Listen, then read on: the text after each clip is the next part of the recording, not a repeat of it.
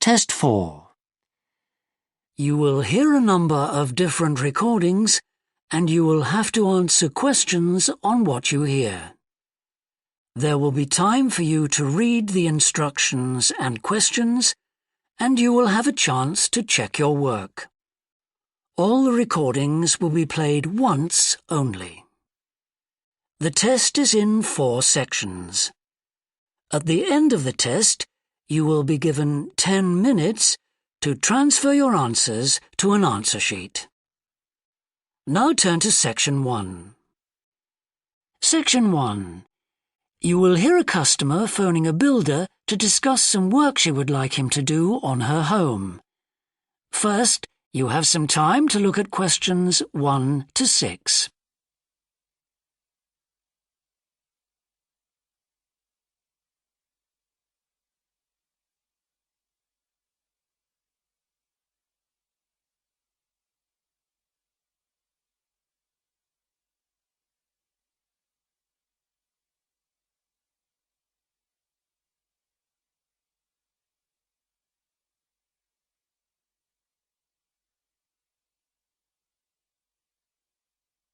You will see that there is an example that has been done for you.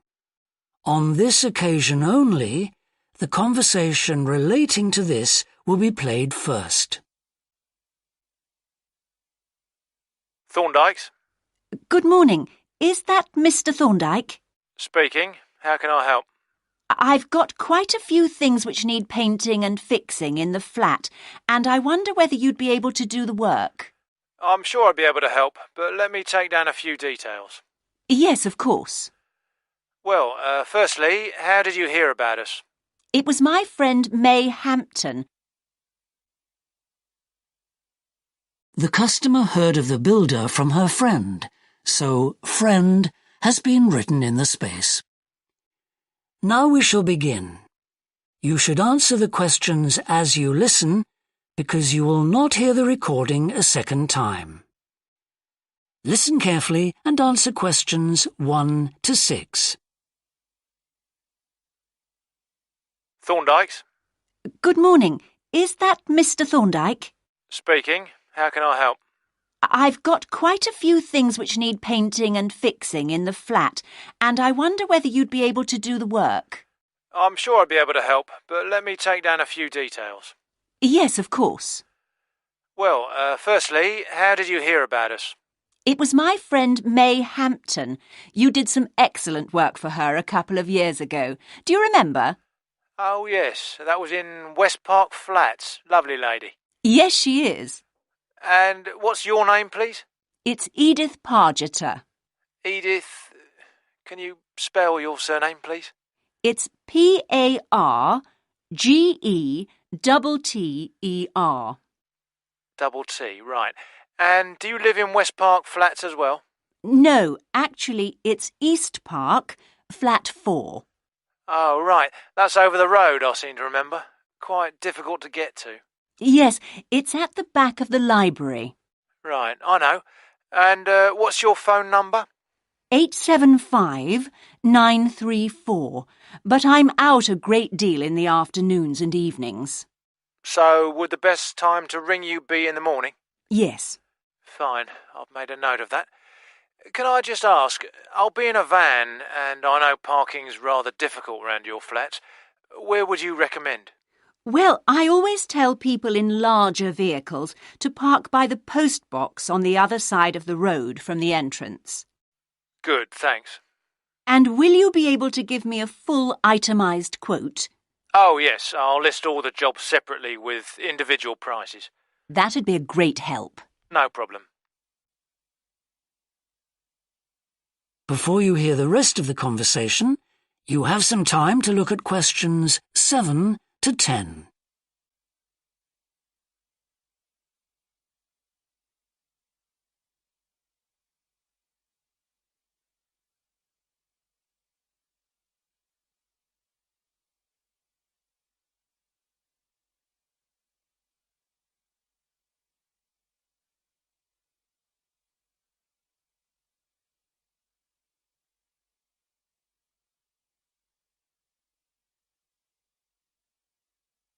Now listen and answer questions 7 to 10.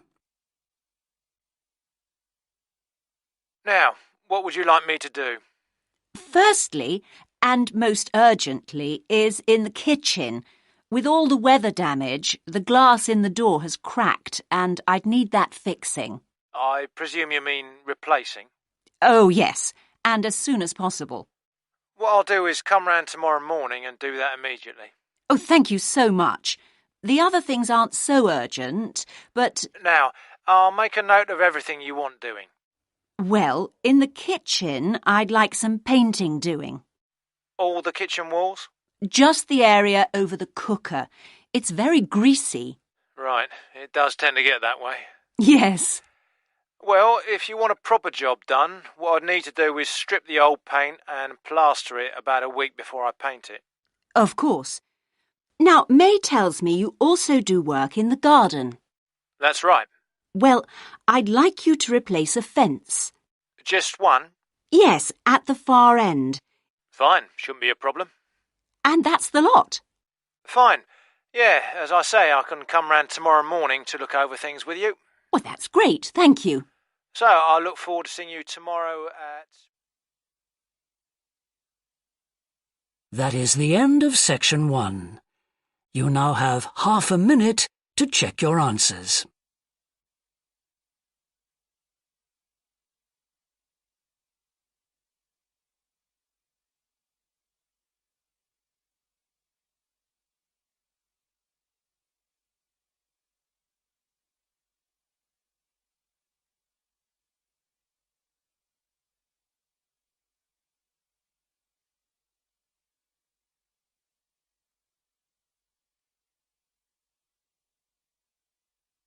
Now turn to section 2.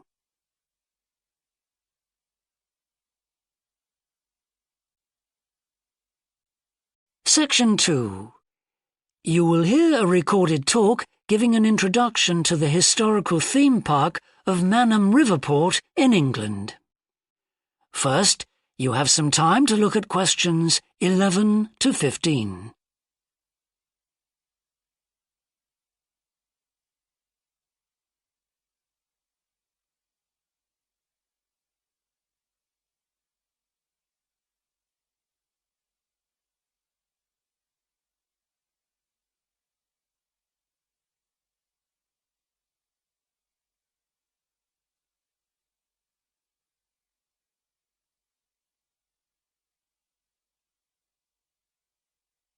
Now listen carefully and answer questions 11 to 15. Welcome to Manham Port, where 1,000 years of history are brought to life. All the family can enjoy a day out at Manham, visit our copper mine, see models of the machinery it used, have your photo taken in 19th century costume, experience at first hand how people lived at different stages throughout history, and especially how children studied, worked and played. The port of Manham is located in beautiful and peaceful countryside, on a bend in the great River Avon, and developed here because it's the highest navigable point of the Avon. Boats can go no higher up this river, and proved a handy place to load and unload cargo to and from the sea, which is over 23 miles away. A small port was already established here when, about 900 years ago, tin was discovered nearby, though it wasn't until the Industrial Revolution, when a tremendous need for metals of all kinds developed, that Manham expanded to become one of the busiest ports in the country. And because it was already so busy, prospectors began to look for other minerals, and by the end of the 19th century, lead, copper, manganese and arsenic were added to the cargoes leaving Manham. In the early days, the ores had been smelted or processed in the same area they were mined. But as demand grew, the smelting process required huge factory furnaces or fires to melt the metal from the rock, and there was not enough coal in the local area, so the rocks containing minerals had to be shipped long distances. Sadly, in the 20th century, the great port of Manham declined, and thousands of workers were forced to emigrate out of the area. The building at the port fell into disrepair, and the place became almost forgotten. But then the Manham Trust was formed to conserve the historical resources of the area. It organised scores of local volunteers to remove undergrowth to find the original outlines of the installations. It then brought in paid professionals to match installations with maps of the original port complex and to set about reconstructing it. Today, you can see the results of this ambitious programme of restoration.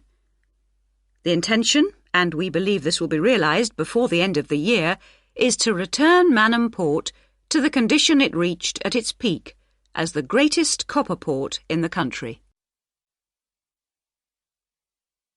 Before you hear the rest of the talk, you have some time to look at questions 16 to 20.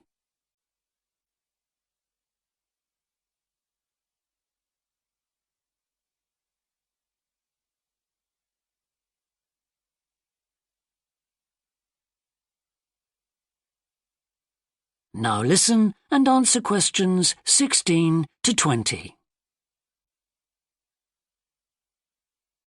But what can you do and see on your visit today? Here are just a few highlights. We suggest you start with the visit to the copper mine. Travel on converted mining trains and journey into the depths of the mountain along seams once worked by hundreds of miners. Watch out especially for the great pumping machines which rid the mine of water. But please be warned that, like all mines, ours is very dark and closed in, and we do say that children under 5, and also dogs, should not be taken into the mine. The next recommended visit is to the village school. While looking round the classrooms, take a special look at our display of games, which is one of the largest in the world. And it's recommended that you time your visit to coincide with a guided tour. This will give you the opportunity to ask lots of questions. Near the school is the beautiful old sailing ketch called the George. You're welcome to board the boat and look round the cabins. Look out for the ship's wheel, which was missing until only 5 years ago, when it was dredged out of the silt by a local fisherman. We have no idea how it got there, but it's been polished and proudly restored to its original place on the boat. Please take care going down the ladders if you wish to visit the lower deck. We don't recommend you allow young children to use them. So we hope you have a memorable visit to Manham Port, and we'll tell your friends all about us. That is the end of section 2. You now have half a minute to check your answers.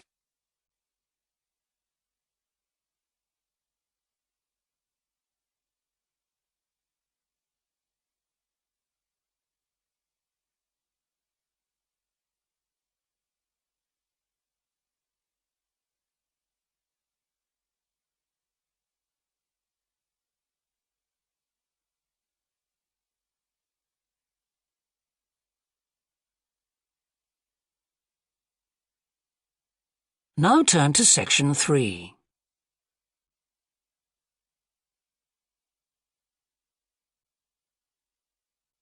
Section 3.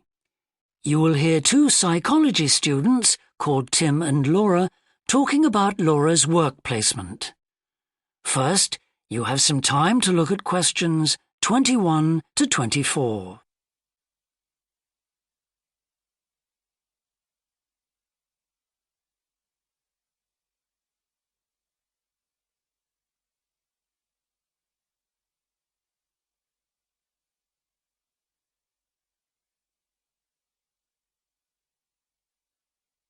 Now listen carefully and answer questions 21 to 24.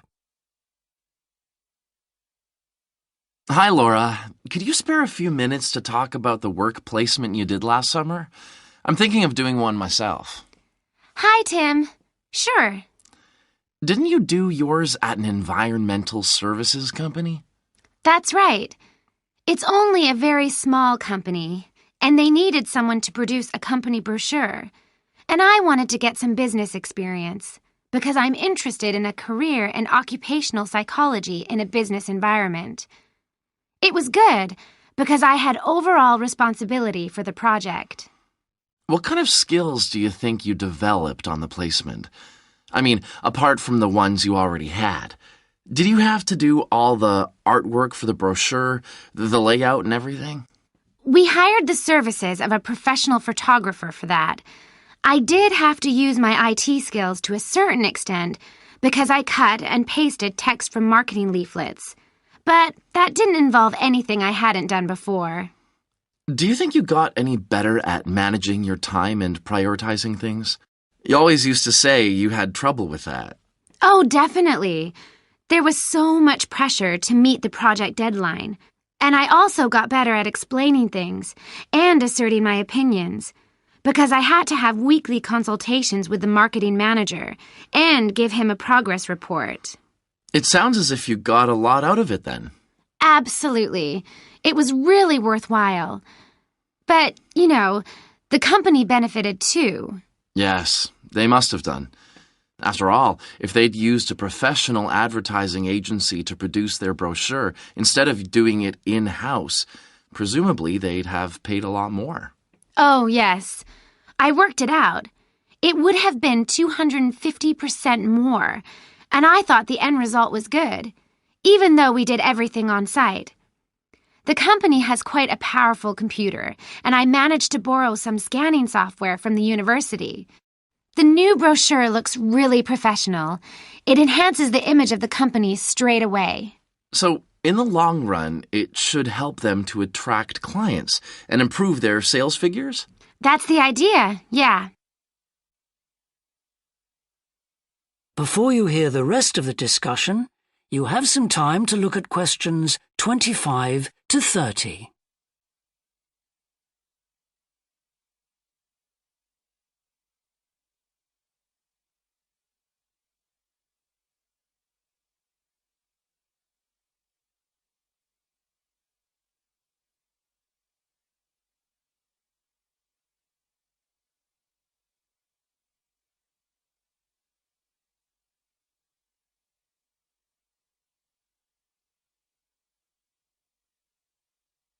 Now listen and answer questions 25 to 30. Well, all in all, it sounds very positive. I think I'll go ahead and apply for a placement myself. How do I go about it?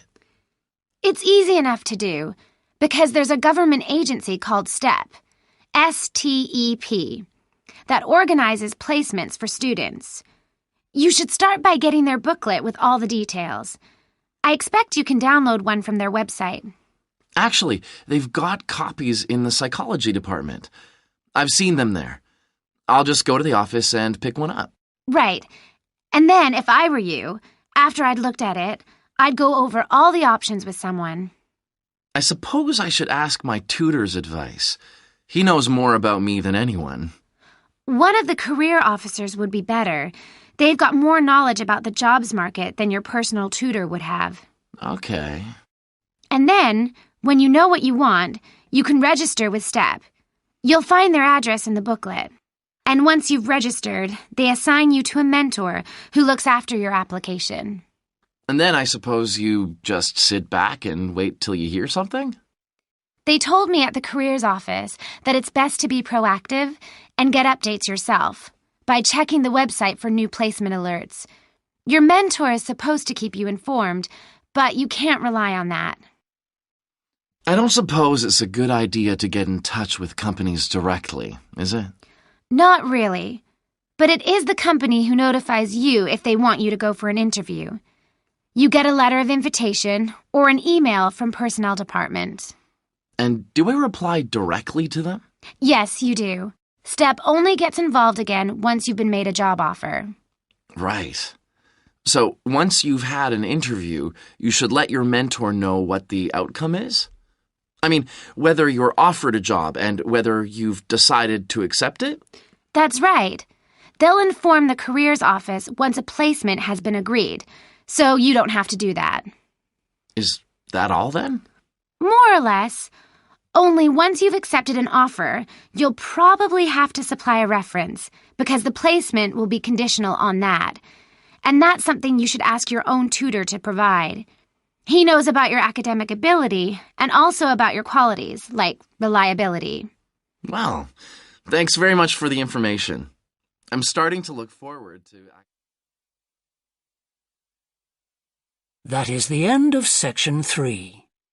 You now have half a minute to check your answers.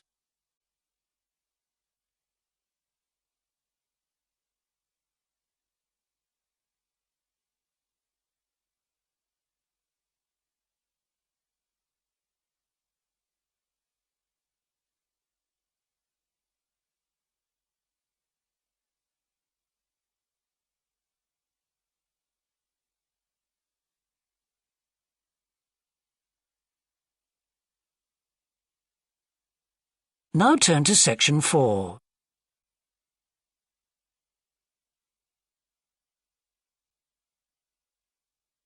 Section 4. You will hear a woman talking to a group of first-year science undergraduates about the developing science of nanotechnology. First, you have some time to look at questions 31 to 40.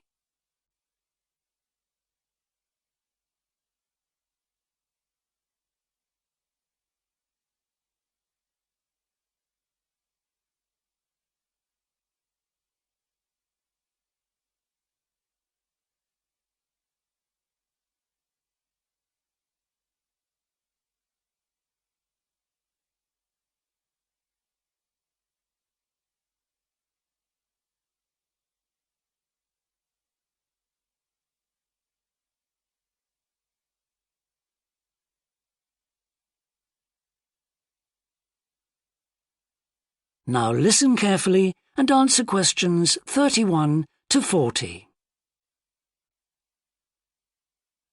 Today we're going to look at an important area of science, namely nanotechnology. So, what is it? Nano means tiny, so it's science and engineering on the scale of atoms and molecules. The idea is that by controlling and rearranging atoms, you can literally create anything. However, as we'll see, the science of the small has some big implications, affecting us in many ways. There's no doubt that nanotechnology promises so much for civilization. However, all new technologies have their teething problems. And with nanotechnology, society often gets the wrong idea about its capabilities. Numerous science fiction books and movies have raised people's fears about nanotechnology, with scenarios such as inserting little nanorobots into your body that monitor everything you do without you realizing it, or self-replicating nanorobots that eventually take over the world. So, how do we safeguard such a potentially powerful technology? Some scientists recommend that nanoparticles be treated as new chemicals, with separate safety tests and clear labelling. They believe that greater care should also be taken with nanoparticles in laboratories and factories. Others have called for a withdrawal of new nanoproducts, such as cosmetics, and a temporary halt to many kinds of nanotech research. But as far as I'm concerned, there's a need to plough ahead with the discoveries and applications of nanotechnology. I really believe that most scientists would welcome a way to guard against unethical uses of such technology. We can't go around thinking that all innovation is bad, all advancement is bad. As with the debate about any new technology, it is how you use it that's important. So, let's look at some of its possible uses.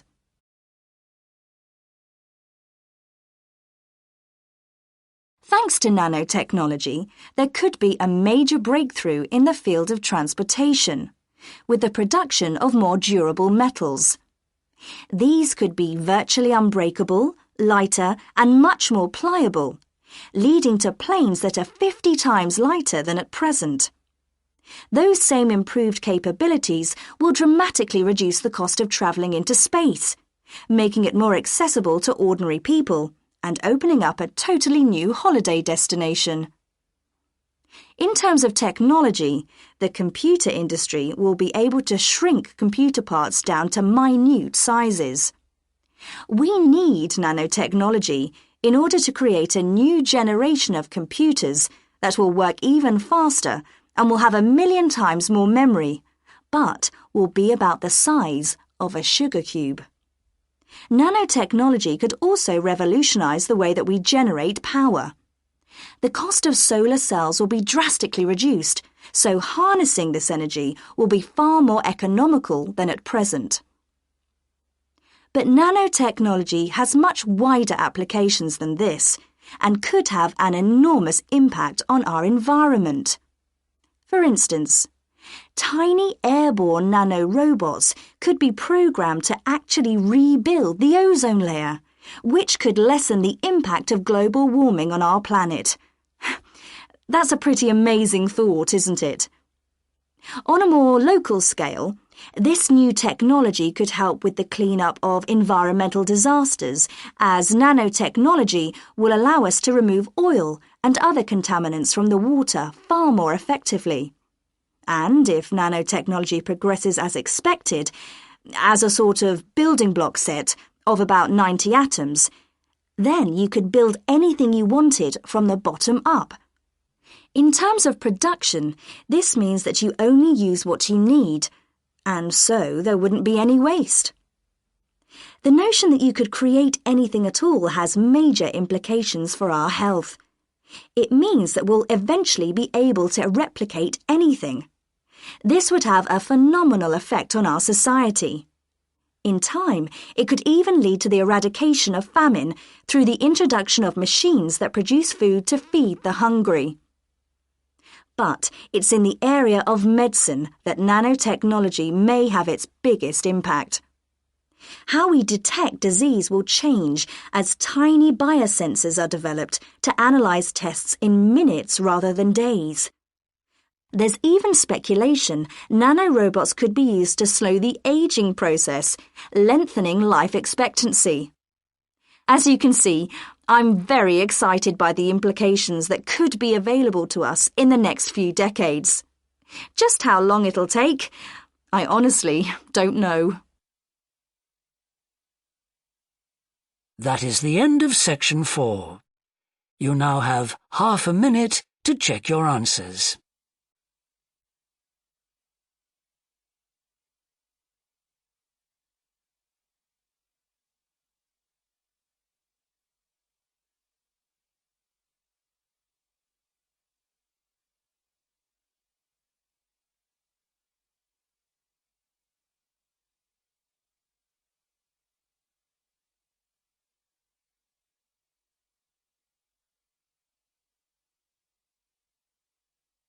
That is the end of the listening test. In the IELTS test, you would now have 10 minutes to transfer your answers to the answer sheet.